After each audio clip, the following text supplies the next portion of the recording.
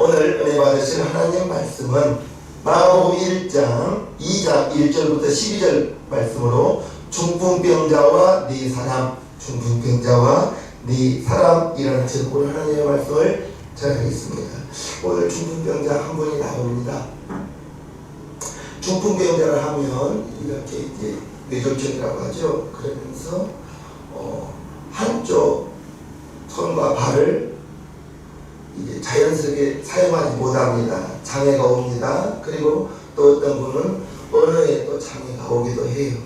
그래서 정말 한쪽 팔과 다리를 사용하지 못하기 때문에 마음대로 몸을 움직이지 못합니다.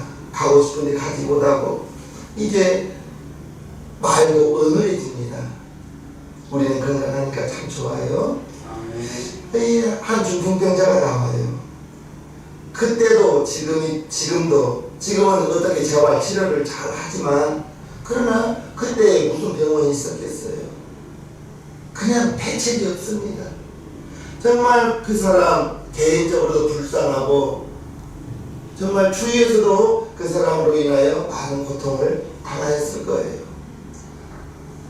정말 어떻게 피할 길도 없고 그냥 이렇게 사는 것이 팔자련이 운명이려니 아마 생각하고 그 환자는 그냥 하루하루 살아갑니다. 그러나 불행 중 다행하게도 이 중풍병자 주변에 있는 좋은 사람을 만났어요.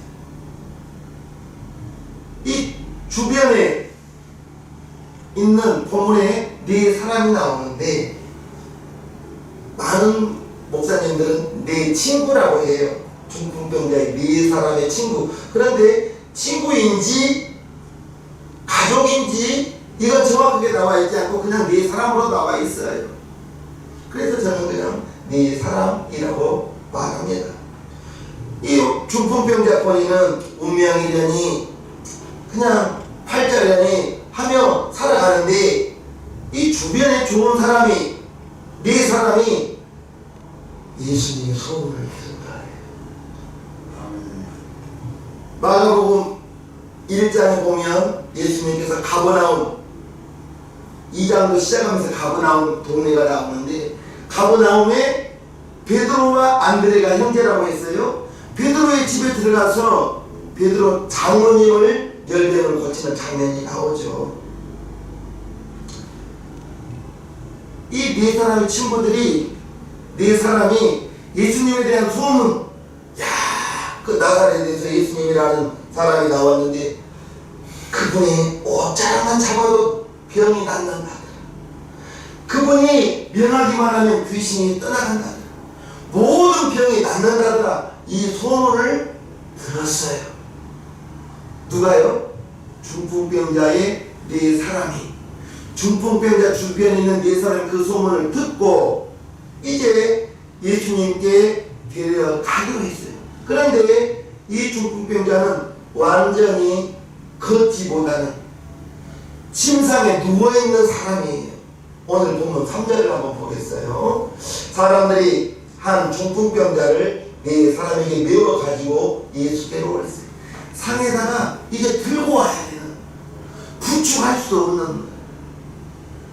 그래서 네 사람이 중풍병자를 데리고 예수님께로 가려고 마음을 먹었다는 거예요. 이 네 사람은 누구의 부탁으로도 아니고 자원하여 친구인지는 모르겠어요. 일가 친척인지는 모르겠어요. 그러나 이 중풍병자를 불쌍한 마음을 가지고 안타까워서 이 중풍병자를 예수님께 데리고 가기만 하면 나을 것이라는 믿음, 그 믿음이 이 네 사람에게 있었어요. 그래서 침상을 들고 중풍병자를 데리고 예수님께로 오려고 했습니다. 많은 수고가 필요했을 거예요. 힘이 들었을 거예요. 이 네 사람 역시 놀고 있는 사람은 아니었을 거예요. 바쁜 사람들이었을 거예요. 달리는 말에 채찍을 가라고 했어요. 일을 하고 있는 사람에게 더 많은 일이 오는 거예요. 우리 성도님들은 쉬지 말고 일하시기를 바랍니다. 열심히 일을 해야 되는 거예요. 바쁜 사람들이었습니다. 그러나 네 사람이 이제 이 중풍병자를 예수님께로 데리고 가려고, 예수님께로 오려고, 그 마음은 네 사람에게는 이 중풍병자를 보았을 때 불쌍한 마음을 가지고 있었던 거예요. 그리고 중풍병자를 사랑하는 마음이 있었기 때문에 침상째 들고 예수님께로 오는 것입니다. 그리고 얼만큼 왔는지는 몰라요. 며칠 왔는지도 몰라요. 성경은 자세히 기록되지 않고 대략 대충 기록됐기 때문에 맨날 며칠 왔는지는 모르겠지만 어쨌든 예수님 계신 집에까지 왔어요. 자, 오늘 1절 2절 보겠어요. 수일 후에 예수께서 다시 가버나움에 들어가시니 집에 계신 소문이 들린지라 많은 사람이 모여서 문 앞이라도 용신할 수 없게 되었는데 예수께서 저희에게 도를 말씀하셨습니다. 많은 사람들이 있었습니다. 침상을 가지고 예수님 계신 곳에 왔는데 많은 사람들이 있어서 중풍병자를 데리고 예수님 앞에 갈 수가 없는 문제가 생긴 것입니다. 너무 많았어요. 성경에 보면 예수님 가시는 곳에 남자가 몇 명? 남자가 5,000명이 있는 거예요. 그 많은 사람들이 모여있기 때문에 이 중풍병자를 어떻게 데리고 갑니까? 방 안에도 꽉 차있고 뜰에도 꽉 차있고 집 주변에도 수많은 사람들이 있어서 집에 들고 갈 수가 없는 거예요. 지금 예수님이 계신 그 집이 누구 집일까 곰곰이 생각해보면 그것도 정확하지는 않아요. 그러나 마가복음 1장에 예수님께서 베드로의 집에서 베드로의 장모의 병을 고치고 많은 사람들, 귀신 들린 자, 각색 병든 자들을 마가복음의 1장에 고쳤습니다. 그래서 베드로의 집인지 누구의 집인지는 알 수 없지만 지금 예수님이 계신 그곳이 종합병원이 된 거예요. 많은 사람들이 왔습니다. 병고침을 받기 위해서. 우리 예수님은 이제 육신의 병뿐 아니라 그 사람의 영혼의 문제까지, 죄의 문제까지 관심을 가지고 있는 것입니다. 오늘 본문에 나온 중풍병자 예수님께 올 때 어떤 마음으로 왔을까요? 지금 예수님을 만나러 갈 때 예수님께 고침받으면 좋겠다. 예수님의 그분의 옷자루만 잡아도 병이 낫는다는 그 소문을 듣고 예수님께 가기만 가면 수많은 각종 병들이 다 낫는다는 그 소문을 듣고 이제 이 중풍병자에게도 예수님을 만나서 나의 병을 고쳐야지 그 마음을 가지고 예수님께로 왔는데, 그런데 예수님은 5절 봅니다. 예수께서 저희의 믿음을 보시고 중풍병자에게 이르시되 소자야 네 죄사함을 받았느니라 하시니, 병을 고쳐준 것이 아니고 소자야 네 죄사함을 받았느니라 라고 말씀하시는 거예요. 예수님이 이 중풍병자의 병부터 고친 것이 아니라 네 죄사함을 받았느니라. 예수님은 이 사람의 영혼에 더 관심이 있었던 것입니다. 우리의 육신은 하루하루 늙어가잖아요. 우리의 육신은 흙이에요. 영원히 살지 못해요.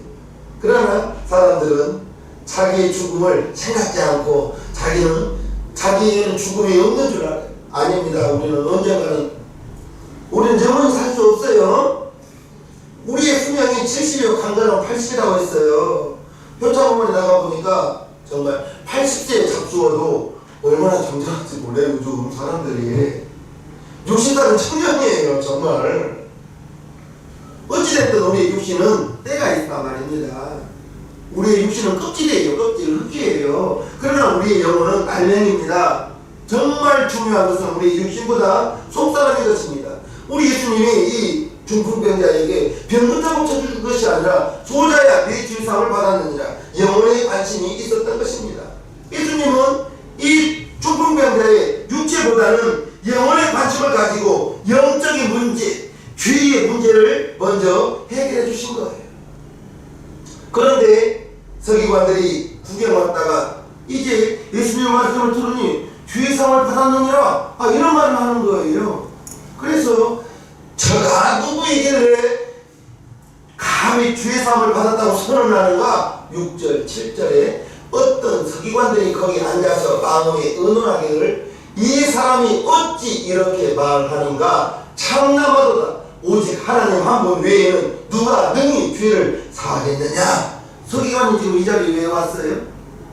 을 받으러 온 게 아니에요. 서기관은 어떤 시비거리 잡으려, 예수님이 무슨 실수 하나 보려고. 그런데 마침 딱 걸린 거예요. 아니 네가 누구인데 감히 죄를 사한다고 하느냐? 여기 보면 참남하도다라고 나와요. 참남하도다. 이 말은 무슨 말이냐? 하나님을 모독하는 것, 신성 모독이로다, 이런 말이 참남하도다예요. 그래서 예수님을 제사장들이, 장로들이 못 박아 죽일 때 신성 모독죄로 예수님을 십자가에 못 박아 죽여버린 거예요. 참남하도다, 신성 모독, 하나님을 모독한다, 이런 말인 것입니다.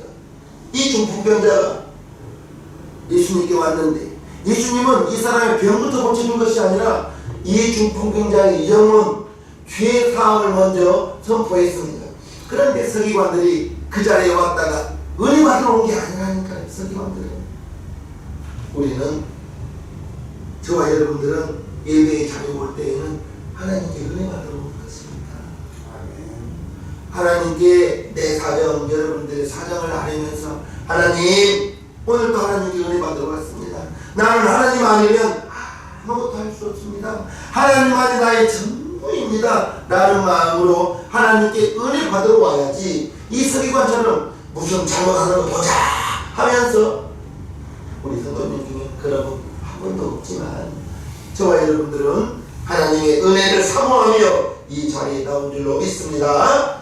서기관들이, 어떤 서기관들이라고 하니까 한 사람만 있는 것이 아니었나 봐요. 여러 명의 서기관들이 예수님이 무슨 잘못하나 보자 라고 하면서 그 자리에 와 있는 것입니다. 그들은 예수님께 은혜 받으러 온 거 아니에요. 은혜 받으려고 오는 자세가 아니라 이제 평가하려고, 무슨 잘못 하나 보려고, 그러한 마음으로 왔다는 것입니다. 혹시 실수라도 하지 않나? 여기 서기관들이 그러한 마음을 가지고 온 것입니다. 그래서 참남한 것, 신성 모독이다. 저는 누구에게 감히 죄를 사하는가? 이렇게 말하는 것입니다. 그런데 예수님은 그들의 마음을 알고 있었던 거예요. 이 중풍병자가 예수님께 오기까지는 자기 스스로 올 수 없었어요. 자기는 침상에 누워있는 사람인 것입니다. 이 네 사람이 수고하면서 그 침상을 들고 예수님께 오는 거예요. 몇날 며칠 왔는지 몰라요. 올 때 정말 수고했을 거예요. 예수님을 만나기 위해서 네 사람이 동원되었죠. 수고했습니다. 노력했습니다. 그러나 이 네 사람은 이 중풍병자를 사랑하는 마음, 안타까워서 이 중풍병자를 불쌍히 여기는 마음으로 이제 예수님께 온 것입니다. 네 사람이 자원하여 수고하고 애썼기 때문에 이 중풍병자가 예수님 앞에 올 수 있었던 것입니다. 다른 사람을 도와주고 사랑하는 일이 그렇게 쉽지는 않습니다. 이 네 사람이 이 중풍병자를 불쌍히 여기는 마음, 안타까워하는 마음, 사랑하는 마음이 있었기 때문에 주님께로 왔는데 갈 수가 없는 거예요. 사람들이 너무 많아서 예수님 앞에 갈 수가 없는 거예요. 아마 침상을 내려놓고 네 사람이 대화를 나눴을 거예요. 예수님 계신 곳 집 앞에까지 왔는데 더 이상 들어갈 수가 없는 거예요. 더 이상 이제 예수님을 볼 수가 없는 거예요. 이야기를 나누면서 예수님을 볼 수 없으니 다시 돌아가야 되지 않겠습니까? 이야기를 나누었을 거예요. 그러면서 이만큼 중풍병자를 우리가 이만큼 수고했으니 우리 몫은 다 하지 않았을까? 라며 그러한 이야기를 나누었을 때 저렇게 사람들이 많은데 우리가 어떻게 예수님을, 이 중풍병자를 예수님 앞에까지 데리고 갈 수 있을까? 그러한 이야기를 나누면서 계속 이야기를 하다가 다른 방법이 없을까? 어떻게 이 친구를, 이 중풍병자를 예수님 앞에 모시고 갈 수 있을까? 이렇게 생각하다가 고민하다가 어느 한 사람이 그러면 우리 지붕을 뜯고 예수님께 한번 내려가보자 라고 말했을 거예요. 여기서 지붕을 뚫자고 했을 때 우리나라의 집과 이스라엘의 집 구조는 다릅니다.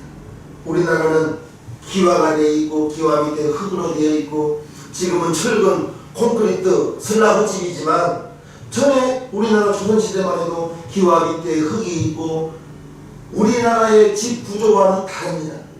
이스라엘이라는 나라는 비가 많이 내리지 않기 때문에 햇빛만 가리면 돼요.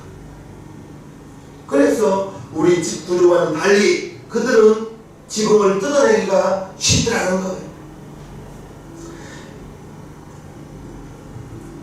그 지붕에 올라가서 집을 뜯을 때 그 지붕을 뜯는 그 열정, 네 사람 그 수고, 그 사람들이 중풍병자를 사랑하는 그 마음, 우리는 그 네 사람이 지붕에 올라가서 그 집을 허무는 장면을 한번 생각해 보자고요. 주인이 이보시오, 왜 남의 집을 허무요? 라고 말할 수도 있었을 거예요. 아마 이 네 사람은 그 장면까지도 생각했을지도 몰라요. 집을 허물었으면 다시 원상복구를 해줘야 되잖아요. 네 사람이 대화를 나누면서 이 중풍병자를 예수님께 데리고 온 목적이 뭐예요? 불쌍해서 예수님 앞에 데려가면 나을까봐 데리고 왔기 때문에 그냥 돌아갈 수가 없어서 지붕을 허무는 데까지 그들의 수고와 믿음을 우리는 볼 수 있는 것입니다. 주인이 물어달라고 배상을 요구하면 우리가 기꺼이 거기까지 합시다 라고 네 명이 의논하고 결정했을 수도 있다라고 저는 생각해요. 그렇기 때문에 집을 허물고 지붕에 구멍을 뚫고 그러한 일을 했었던 것입니다. 그러한 것들이 가능한 이유는 이 사람이 이 중풍병자 한 사람을 불쌍히 여기는 마음, 사랑하는 마음이 있기 때문에 그러한 수고와 노력, 자기의 물질을 헌신하면서까지 그러한 일을 하지 않았나 저는 생각합니다. 사람이 사람을 사랑할 때에는 돈이 들어가죠. 돈이 들어갑니다. 사람이 사람을 사랑하기 전에는 사랑하지 않는 사람에게 돈을 쓴다는 것은 매우 아깝죠. 그러나 사람이 사람을 사랑하게 되면 상황이 달라집니다. 사랑하는 사람을 위해서 돈을 사용하는 것은 아깝지가 않아요. 부모가 자녀를 위해서 이렇게 자녀에게 물질을 사용할 때 아마 옷 사는데 얼마 썼다, 학비 얼마 들어갔다 기록한 사람은 없을 거예요. 자기 자녀를 위해서 물질을 사용하는데 그게 아까워서 기록한 사람은 없을 거란 말입니다. 요즘 젊은이들이 식당에 가서 먹고 나면 자기 음식값은 자기가 계산합니다. 이상하죠? 우목사 세대에는 식사를 갑시다 라고 말해서 10명, 4명이 가면 대부분 식사하러 가자고 한 사람이 돈을 냅니다. 그렇죠? 우리 시대에는 그랬어요. 식사를 가자 해가지고 우리 시대에 우목사 시대에 식사를 갑시다 해가지고 당신 얼마짜리 돈 내세요. 물론 아마 욕먹을 거예요. 우리 때는 식사를 가자 하면 가자 한 사람이 돈을 내는 것이 당연했어요. 그러나 요즘 젊은 시대에는 자기가 먹는 것은 자기가 내는 것이 당연히 여겨집니다. 그게 젊은이들의 문화인가 봐요. 하지만 젊은이들도 자기가 사랑하는 사람을 위해서는 돈을 써도 아깝지 않게 사용할 거예요. 여러분 주변에 여러분이 이웃을, 여러분이 일가 친척을 위해서 돈을 써도 아깝지 않게 되기를 바랍니다. 사랑하기 때문에 돈을 써도 아깝지 않은 거예요. 사랑하기 때문에 이웃을 위해서 여러분들이 물질을 써도 아깝지 않는 그 마음, 그제야 네 사람이 중풍병자를 데리고 예수님께로 올 때 이 중풍병자가 움직이지 못한 사람, 이 사람을 주님 예수님께 데리고 오기까지는 네 사람이 얼마나 애썼겠어요. 수고했겠어요. 와서 보니 이제 들어갈 수 없을 때 지붕을 뜯어서 예수님께로 이 중풍병 상을 내리기를 위해서 얼마나 수고했겠어요. 우리 예수님께서 5절에 보면 예수께서 저희의 믿음을 보시고, 여기에서 저희라고 말하면 누구일까요? 중풍병자의 믿음이 아니고 네 사람의 믿음이에요. 저희의 믿음을 보시고,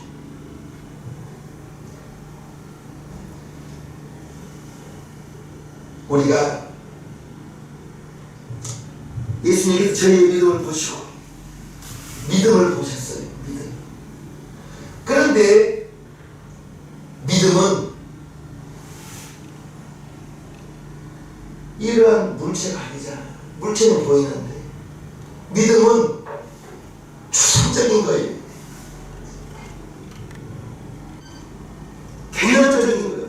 그 추상적인 믿음, 그 개념적인 믿음이 행동에 뒷받침이 되니까 네 명의 중풍병자를 들고 왔던 네 명이 지붕에 올라가서 지붕을 뜯어내는 그 믿음을 보시고, 예수님께서 그 믿음을 보시고 중풍병자에게 네 죄의 사함을 받았느니라 라고 말하는 것입니다.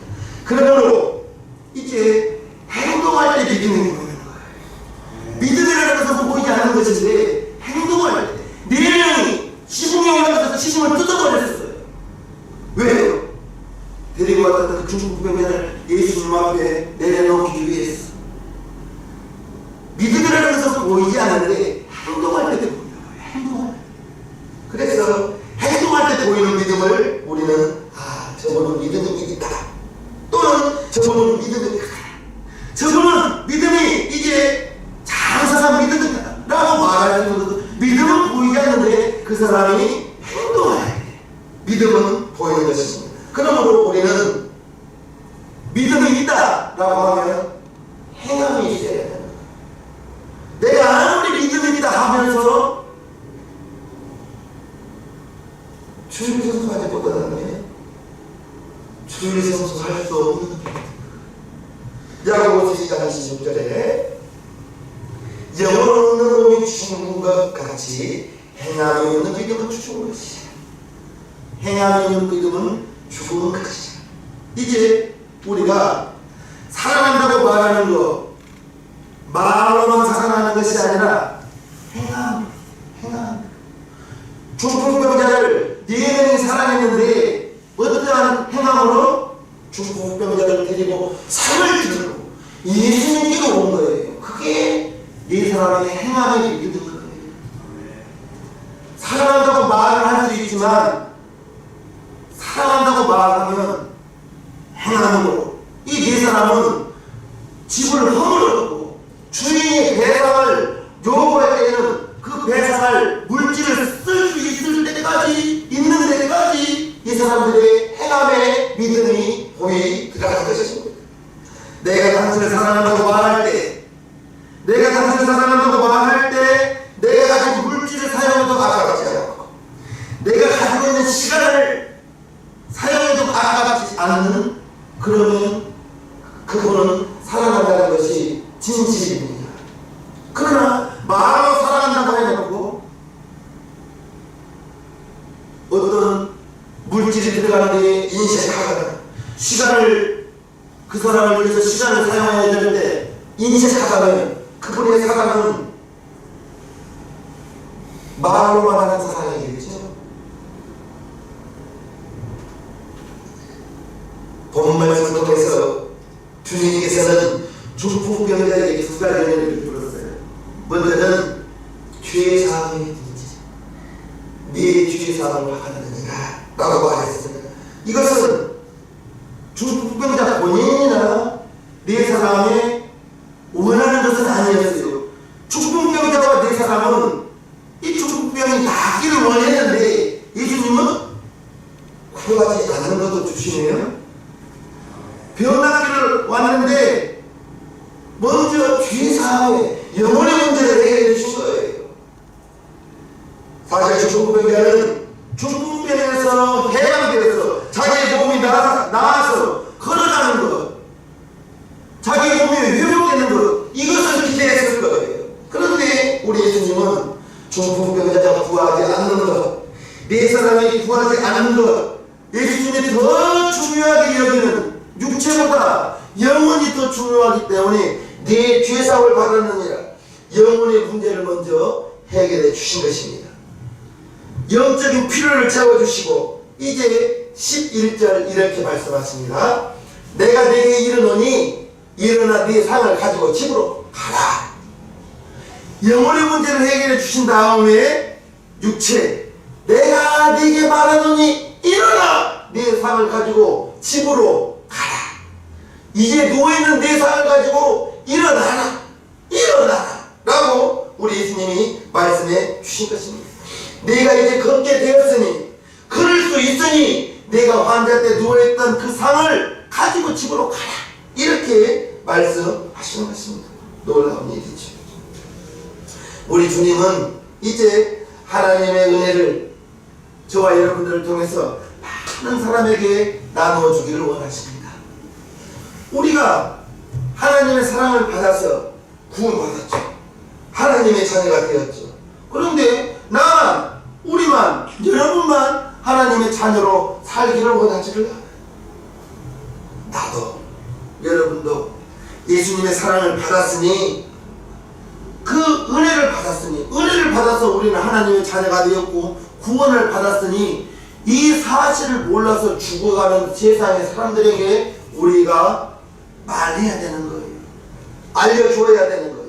누가복음 10장에 보면요, 29절에서 37절까지 이 사람이 자기를 옳게 보이려고 예수께 이렇게 하오되 그러면 내 이웃이 누구오니까? 예수께서 대답하여 가라사대 어떤 사람이 예루살렘에서 여리고로 내려가다가 강도를 만나매 강도들이 그 옷을 벗기고 때려 거반 죽은 것을 버리고 갔다가 마침 한 제사장이 그 길로 내려가다가 그를 보고 피하여 지나가고, 또 이와 같이 한 레위인도 그곳에 이르러 그를 보고 피하여 지나가되, 어떤 사마리아인은 여행하는 중 거기 이르러 그를 보고 불쌍히 여겨 가까이 가서 기름과 포도주를 그 상처에 붓고 싸매고 자기 짐승에 태워 주막으로 데리고 가서 돌보아 주고, 이튿날에 데나리온 둘을 내어 주막 주인에게 주며 가로되 이 사람을 돌보아 주라. 부비가 더 들면 내가 돌아올 때에 갚으리라 하였으니, 네 의견에는 이 세 사람 중에 누가 강도 만난 자의 이웃이 되겠느냐? 가로되 자비를 베푼 자니이다. 예수께서 이르시되 가서 너도 이와 같이 하라 하시니라. 강도 만난 자가 제사장이 지나가다가 레위인이 지나가다 그냥 그들은 지나갔어요. 그런데 사마리아인은 불쌍히 여겨 강도를 만나서 매맞고 거의 죽어가는 사람을 레위인은 그냥 지나가는 거예요. 제사장은 그냥 지나가더라는 거예요. 그런데 사마리아인 이는 강도받는 자를 불쌍히 여겨서 데나리온 2개를 주었다고 했는데, 그것은 노동자의 이틀치 품삯을 주막 주민에게 주면서 더 돈이 더 들면 내가 오다가 갚아줄 테니 이 사람을 고쳐주세요, 치료해주세요 부탁하며 지나갔는데, 강도받는 자의 이웃이 누구예요? 사마리아인이라. 그런데 예수님께서 너도 이와 같이 하라. 강도받는 자를 불쌍히 여기라. 저와 여러분들이, 하나님은 사랑의 하나님이라고 우리가 말합니다. 하나님의 사랑이 없었으면 저와 여러분들은 구원받을 수 없었어요. 하나님의 사랑이 있었기 때문에 아들 독생자를 이 땅에 보내시고, 독생자를 십자가에 못 박아 피 흘려 죽게 하셔서 그 피 흘린 그 피가 저와 여러분들의 죄를 씻어주시고, 그것이 바로 하나님의 사랑이죠. 그 하나님의 사랑을 우리는 거저 받았어요. 값없이 받았어요. 우리는 값없이 받았는데 그것은 귀한 사랑이죠. 저와 여러분들이 구원을 받기 위해서 독생자는 죽어야 했습니다. 이게 하나님의 사랑인 거예요. 그 사랑을 받고 값없이 받고 하나님의 자녀가 되었는데, 너도 이와 같이 저와 여러분들이 우리만 예수님 믿고 우리만 하나님 자녀 돼서 우리만 천국 가면 안 되는 거예요. 세상에는 두 종류 사람이 있다고 했죠.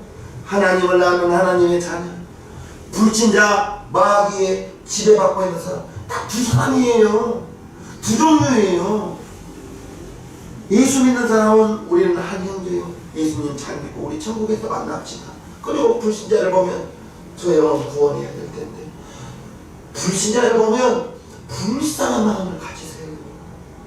그가 변호사라 할지라도 육신이 70년 80년 이 땅에서의 수명이 다하면 예수 안 믿고 갈 곳이 어디예요?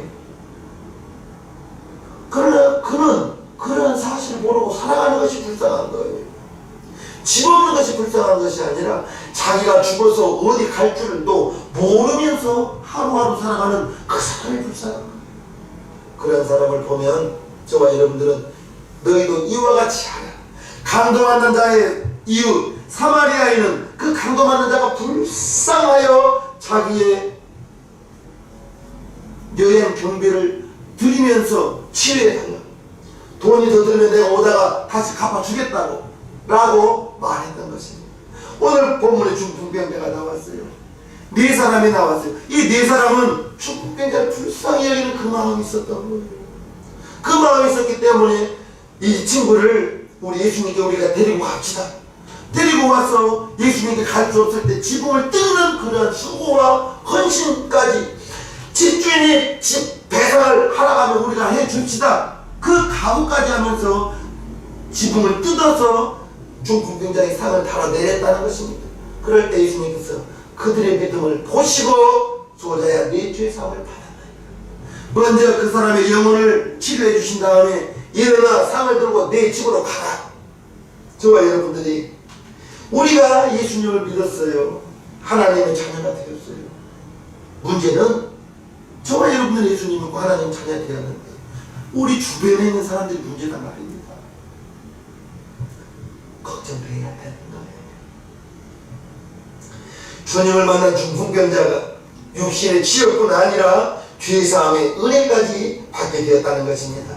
오늘 우리는 우리가 살아가는 주변의 사람들, 그 주변의 사람들을 사랑의 대상자입니다.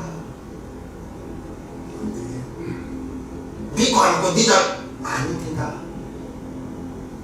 사랑의 대상자요. 그를 우리는 건져야 되는 거예요. 그러기 위해서는 정말 여러분들이 가지고 있는 시간, 여러분들이 가지고 있는 그 물질, 사랑하는 마음이 있으면 그를 위해서 사용할 때 전혀 아깝지 않을 것입니다. 이제 죄사함의 문제를 해결해 주시고 어떻게 해서라도 그를 예수님께로 데리고 와야 돼요. 교회로 데리고 와야 돼요. 성경에는 강권하여 데려다가 내 집을 채우라 했습니다. 강권하여. 그런데 강권하지를 못하시고 주님을 만나게 하는 일이, 교회를 데리고 오는 일이, 저와 여러분들이 가지고 있는 힘을, 여러분들이 가지고 있는 물질을 사용할 때 조금도 아깝지 않는, 정말 여러분들의 시간을 그 불신자를 위해서, 죽은 그 영혼을 위해서 사용하실 때 그게 바로 사람을 낳는 어부이고 천하보다 귀한 한 영혼을 위해서 여러분들이 가지고 있는 그러한 물질과 재능, 힘을 사용한다면 하나님이 얼마나 기뻐하시겠습니까? 저와 여러분들이 사랑하는 마음이 풍성하기를 주님의 이름으로 축복합니다. 찬송가 274장을 하겠습니다.